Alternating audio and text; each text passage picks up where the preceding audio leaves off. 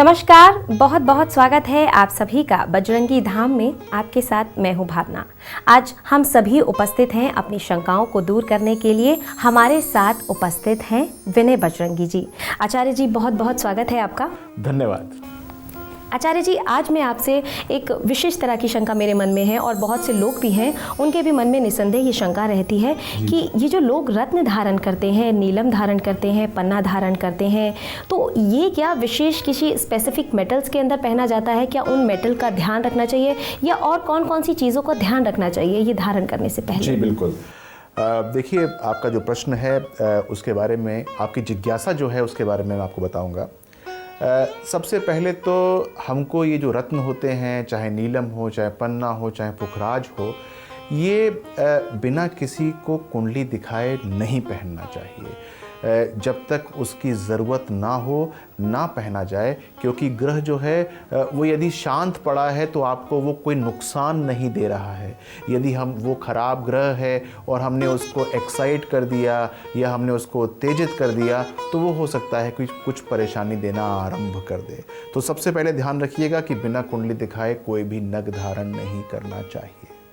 दूसरी बात मैंने देखी, बहुधा लोग जो हैं वो गलत मेटल के अंदर या गलत धातु के अंदर रत्न को स्थापित करते हैं।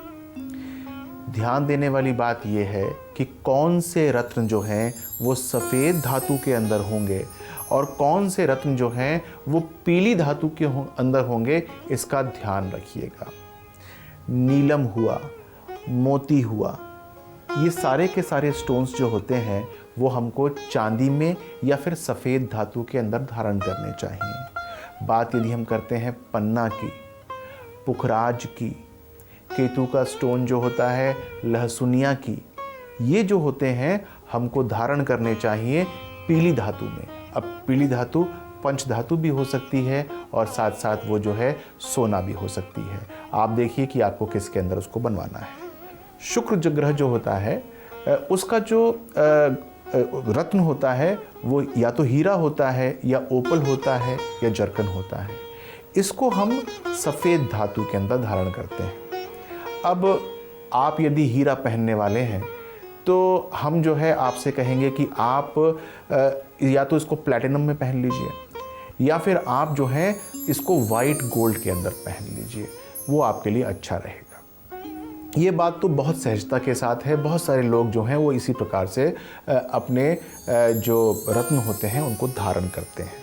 लेकिन दो चीज़ें और भी हैं जिसका आप लोग ध्यान नहीं रखते हैं और उसकी वजह से जो प्रतिफल प्राप्त होने वाला होता है वो पूर्ण रूप से नहीं हो पाता है।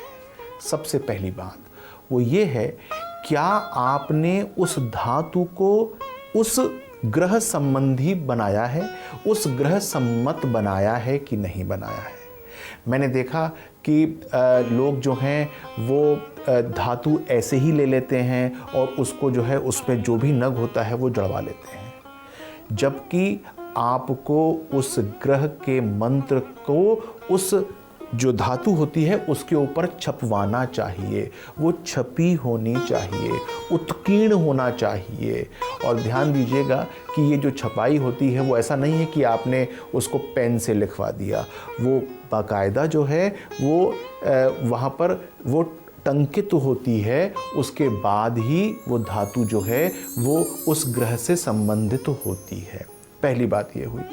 दूसरी बात जो आपको बताना चाहूँगा वो ये है कि हर एक ग्रह का एक यंत्र होता है। क्या वो यंत्र आपकी धातु के ऊपर अंकित है? यदि ऐसा नहीं है तो आपकी जो मुद्रिका है, जो आपकी अंगूठी है, वो उस ग्रह सम्मत नहीं हुई।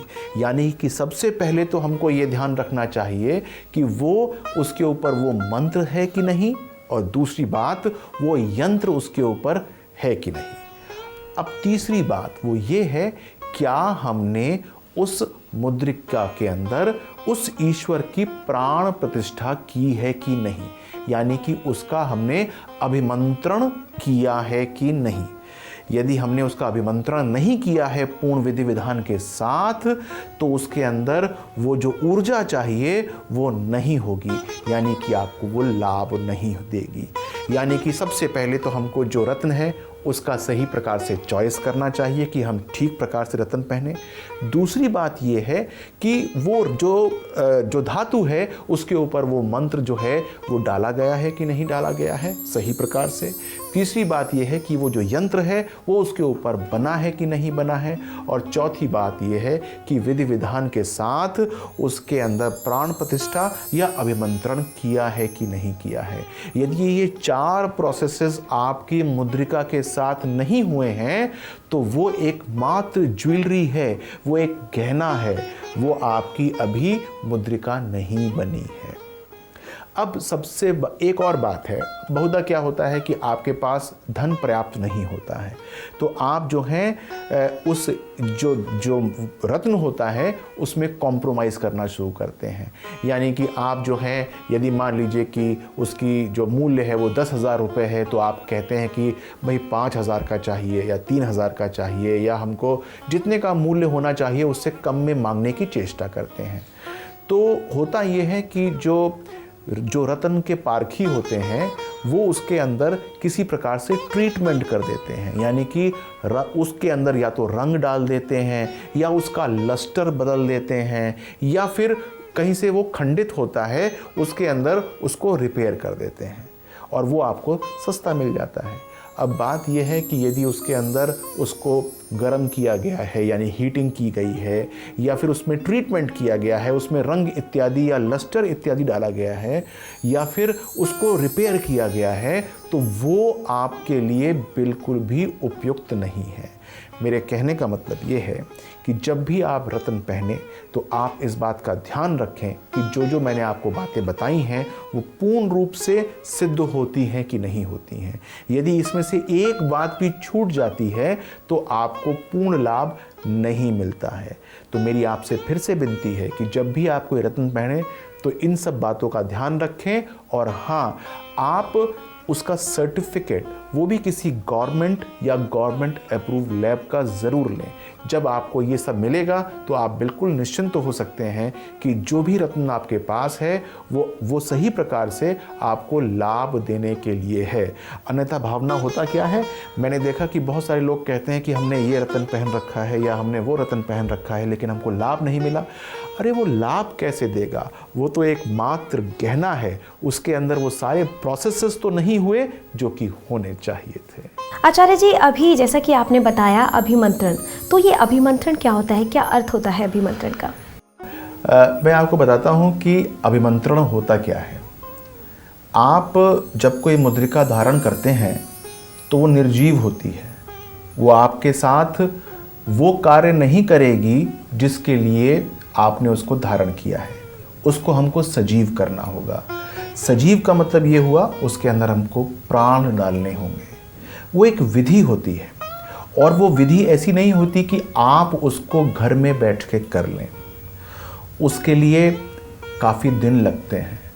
मान लीजिए कि हमको एक मूंगा जो है उसके अंदर प्राण प्रतिष्ठित करने हैं तो वो कम से कम 5 दिन का प्रोसेस होता है। 5 दिन लगते हैं उस क्रिया के अंदर। मान लीजिए कि हम बात करते हैं गोमेद की, उसके अंदर 3 दिन का प्रोसेस लगता है। पुखराज के अंदर तो 7 से 8 दिन का प्रोसेस लगता है और उसके बाद उसके अंदर प्राण प्रतिष्ठा की जाती है। ये सारी की सारी विधि जो है वो आपको मेरी वेबसाइट पे भी मिल सकती है, आप उसको भी देख सकते हैं। लेकिन वो आपके नाम से प्राण प्रतिष्ठा होगी, लेकिन उसके अंदर जीवन देने के लिए जो भी प्राण प्रतिष्ठा होती है वो बजरंगी धाम में होती है और उसका जो मूल्य होता है वो शून्य होता है। यानी कि हम जब बजरंगी धाम के अंदर उसके अंदर प्राण प्रतिष्ठित करते हैं तो आपको उसका कोई मूल्य देने की आवश्यकता नहीं होती है। यानी आप जो भी मुद्रिका अपनी लेते हैं उसका प्राण प्रतिष्ठा आपको या तो बजरंगी धाम में करनी चाहिए या पूर्ण विधि विधान से करनी चाहिए ताकि उसका फल आपको प्राप्त हो सके। आचार्य जी, बहुत बहुत धन्यवाद। आज आपने जो हमारे रत्नों को लेकर शंका थी उन्हें दूर किया।